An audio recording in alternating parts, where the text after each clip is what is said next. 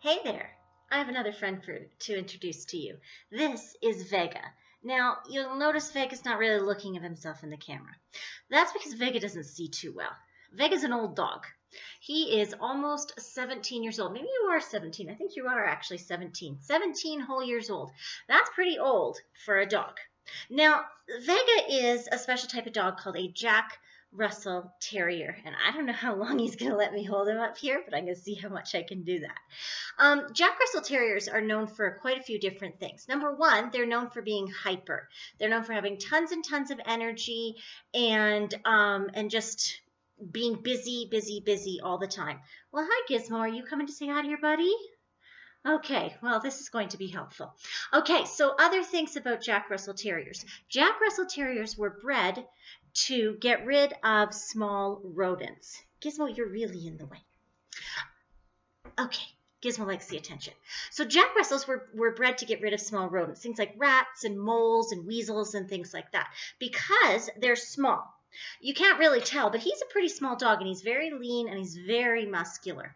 And so with the Jack Russell, they have these big, long noses, and that lets them get into holes where the rodents would be living. So when they were hunting and they needed to get rid of a pest like a rodent, they would stick their big, long noses into the hole and bark or chase or dig, and they'd be able to flush out the rodents that were hiding in the hole. That's what Vega is bred for. Now, Vega's an old guy. He's been around for a long time. 17 years old is very, very old for a dog, even a small dog. And Vega's eyesight doesn't work very well, and he's going a little bit deaf. So last summer, we took Vega out to the mountains for a little day trip. And when we got there, there were squirrels everywhere. Now, young Vega, that would have driven him crazy. He would have been barking and chasing and pulling on his leash. But because old man Vega is blind and deaf, he got out of the car and he did his little business. And then he didn't realize what was going on with the squirrels at all. He didn't even know they were there. But the squirrels knew he was there from the moment he got out of our car. The mummy squirrels came right out of their holes. They got up on all their feet and they started making these funny sounds, almost like a little weird whistling screech. And all the baby squirrels started running from all over the valley where we were walking and back to their holes because their moms were calling and saying, danger, danger, danger, danger, something's here to hunt you, you've got to get home. And all the little squirrels would come. Now, if Vega wasn't old man Vega, he would have been all over that. He would have been running and hunting and going into those holes and digging, because that's what he is bred to do. All right, I'm going to put the old man down for a minute. We're going to talk about what we can learn from that today. So Vega is the type of dog that's a seeker. Now, seeking, what does that mean? That means going after, chasing, hunting, trying to get to things. And God talks to us about being seekers, not about being seekers of rodents, but being a different type of seeker. Now, if I can get a cat bottom off my Bible. Thank you, Gizmo. I want to tell you about a passage. The passage is found in Matthew chapter 6. Okay, so Matthew is the first book of your New Testament. Now, the Bible isn't exactly divided in half. There's a big section at the beginning, that's called the Old Testament, and there's a smaller section at the end, that's called the New Testament. And each section has books in it. So you're looking for the newer section, the smaller section, and the very first book, the book's name is Matthew. And once you get to Matthew, you'd look for the big number 6, because that's the chapter we're going to be in. And we're looking at around verse 25 to start.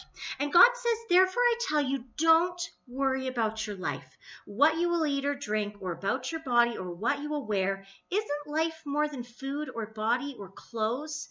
And then he starts to describe other things that are around. He says, look at the birds. Look at the birds in the air. Are they all worried about everything all the time? No, they're not. They trust in God, and they trust that God will provide for them. And then he says, aren't you more important than the birds? Now, that's a hard question to ask sometimes, because sometimes we don't really know. Well, I can guarantee you in the Bible it talks to us a lot about how important we are. And we are more important than the birds of the air. So God says here, he says, you know what? You are more important than the birds. Yet I take care of the birds, and I will take care of you. So then if you go down all the way to verse 33, he says, but seek first the kingdom of God and his righteousness, and all these things will be given to you as well. Now, Matthew was writing this book. He was writing down God's words, but it's in his voice, right? So he's telling us from his experience to seek first God's kingdom and God's righteousness, and everything else will be added to us. Now, worrying is a huge part of what's going on right now. We're worrying about food. We're worrying about getting to the store if we need more clothing. We're worried about jobs if we're grown-ups. We're worried about our schoolwork if we're kids. All these things are going on that we don't have any control over. But there is something that we can control. We can control what we seek.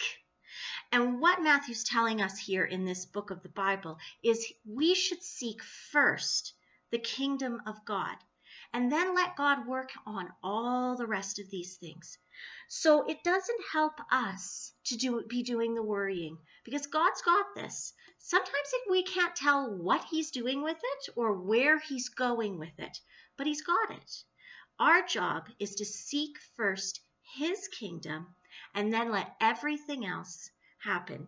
In fact, he talks about that. In verse 34 here in Matthew, he says, do not worry about tomorrow, because tomorrow is going to worry about itself.